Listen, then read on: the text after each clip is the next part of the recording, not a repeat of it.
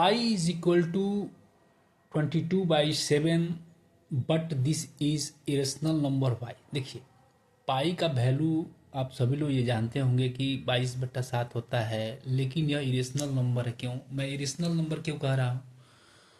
यदि rational number की definition समझा जाए तो उसके अनुसार क्या होता है कि यदि किसी नंबर को p/q के फॉर्म में एक्सप्रेस्ड किया जाए, यानी उसको लिखा जा सके, जहाँ p और q इंटीजर्स हो, उसको रेशनल नंबर कहा जाता है। तो यहाँ से दिख रहा है कि पाई इज इक्वल टू 22/7 यानी 22/7 यानी p/q के फॉर्म में है, लेकिन यह रेशनल नहीं है। ठीक है, बट नॉट रेशनल। ऐसा क्यों होता है? ऐसा क्यों हो रहा है कि यह रेशनल नहीं है? आइए समझते हैं। इरेशनल नंबर का अगर डिफिनीशन की बात की जाए तो इरेशनल नंबर में क्या होता है? इरेशनल नंबर में वह नंबर जो रेशनल ना हो वो इरेशनल कहलाता है। ठीक है, पहला डिफिनीशन यह हुआ। दूसरा ये है कि परफेक्ट स्क्वायर को छोड़कर बाकी जितने भी होल नंबर हैं, उनके होल नंबर या पॉजिटिव रेशनल नंबर है, उनके स्क्वायर रूट जो होते हैं वो इरेशनल नंबर कहलाते हैं, परफेक्ट स्क्वायर को छोड़कर। परफेक्ट स्क्वायर बोला जाए तो हो गया 4, 9, 16, 25, ये सब परफेक्ट स्क्वायर नंबर हैं। उनको छोड़कर बाकी जितने भी नंबर हैं, पॉजिटिव नंबर हैं, उनके स्क्वायर रूट को इरेशनल नंबर कहा जाता है। ठीक है, उसके बाद नॉन टर्मिनेटिंग नॉन रिकरिंग जो नंबर्स होते हैं वो इरेशनल नंबर कहलाते हैं। ये हो गया। लेकिन एक डिफिनीशन और है कि जिसका वैल्यू निश्चित ना हो, वो इरेशनल नंबर कहलाता है, या जिसको मापा ना जा सके, या फिर अभी तक जिसका मान सही नहीं निकला हो, वो इरेशनल नंबर कहलाता है।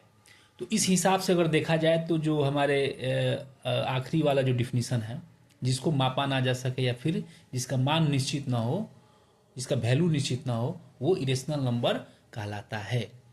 तो इस हिसाब से पाई इज इक्वल टू 22/7 जो होता है इरेशनल नंबर है।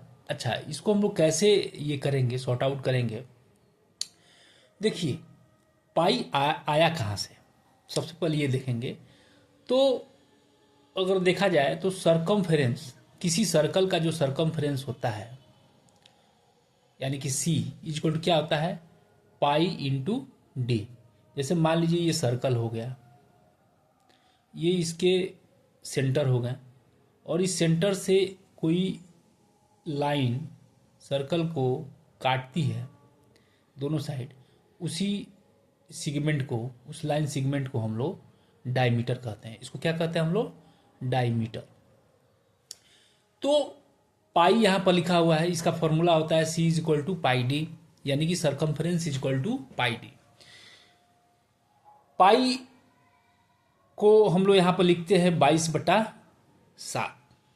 ठीक है, और यहाँ पर डी दिया हुआ है, यानी कि डी का जो सरकमफेरेंस होता है, उस किसी सर्कल का जो सरकमफेरेंस होता है, उसी सर्कल के डायमीटर से उसके ब्रीम को यदि हम लोग नापेंगे तो 22/7 डी का 22/7 हिस्सा होता है।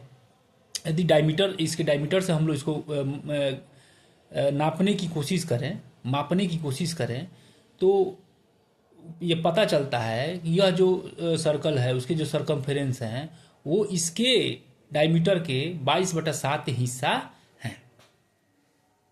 अच्छा, 22/7 को अगर देखा जाए, मतलब कि 22/7 को यदि पॉइंट में किया जाए, पॉइंट में, तो क्या हो जाएंगे? 22/7 को पॉइंट में किया जाए तो क्या होगा? 3.142857।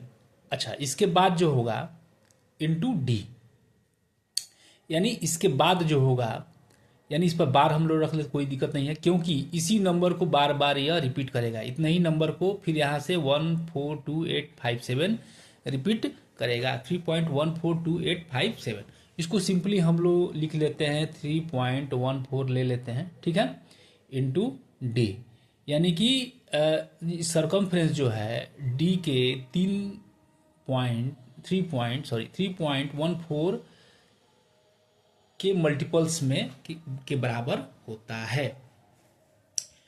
अच्छा, लेकिन आपको जानकर हैरानी होगी कि पाई का ये जो वैल्यू है 22/7 यह निश्चित नहीं है, मतलब कि जो एक्यूरेट नहीं है, एक्यूरेट नहीं है, ये इससे थोड़ा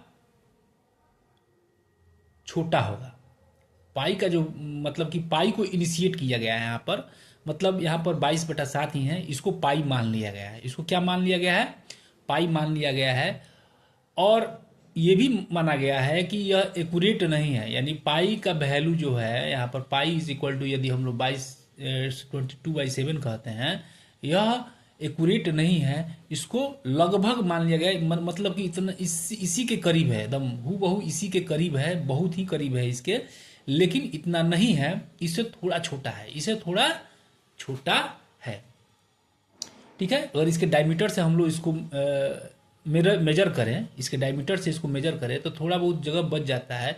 वह जगह जो होता है 1/7, डायमीटर के 1/7 मान लिया गया है, ठीक है। 1/8 रखने पर थोड़ा बड़ा हो जा रहा था और 1/7 थोड़ा छोटा, यानी 1/7 को ले लिया गया, ठीक है।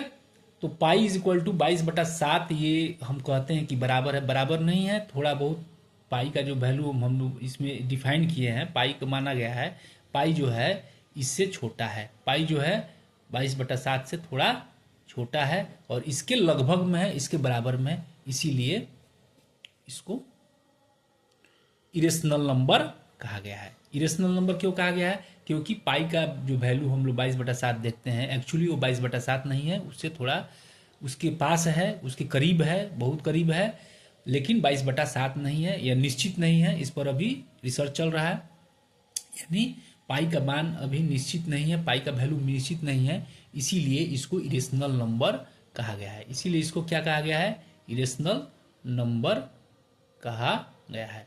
उम्मीद है ये कॉन्सेप्ट आपको समझ में आ गया होगा। यदि समझ में आ गया तो इसको लाइक्स कीजिए, सब्सक्राइब करें और अपने दोस्तों में ज़्यादा से ज़्यादा शेयर करें। धन्यवाद।